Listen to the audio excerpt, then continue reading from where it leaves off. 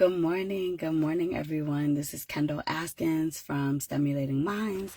Askins Stimulates on Instagram. It is Wednesday morning, and I am very excited to jump right into a topic today with you all. Our topic for today is be a giver. And this is something that, again, I am referencing from the 7 Laws of Spiritual Success. We started this book from last week, and I'm going through each of the 7 laws.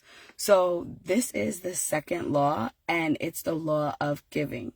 And there's this concept that there is a constant rotation of giving and receiving in this world, right? And so when we talk about being a giver, there are a couple of things, 3 things really, that I want to highlight and that this book highlights of this concept of giving.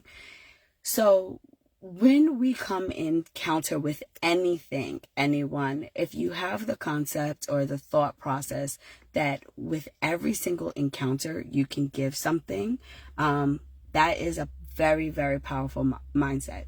Something as simple as, a smile, a compliment, a prayer for a person. It doesn't have to be something that's monetary. It doesn't have to be something that's physical, right? Even something like a hug, pouring into somebody. All of these are things that we can give. And it's this idea that there's this constant rotation. So as we're giving, if everybody had this thought process of every person that I'm encountering, I'm going to give something to, then everybody would also, on the other hand, be receiving it. So that brings me to the second point of being open. When you're a giver and you're giving of yourself and your time to others, you also are open to receiving things, right? And so sometimes we get hyper focused on who we're giving to, and we want that same person or thing to also give back to us. But there's so much that we can receive from things around us. So even if you're not looking for people to necessarily always give for you to receive from, there are things like nature. You can have an appreciation for the sunshine, right? You can have an appreciation for the beauty of something. You can have an appreciation for a situation, and all of those things that you begin to develop appreciations for will then begin to pour into you, right? And then you're receiving. So the first thing is giving. Everything that you encounter, you're going to give something, of yourself, and then you're going to be open to receiving and appreciating every encounter that you experience, right? And so then what you're going to realize is there's going to be this flow of abundance that's going to happen.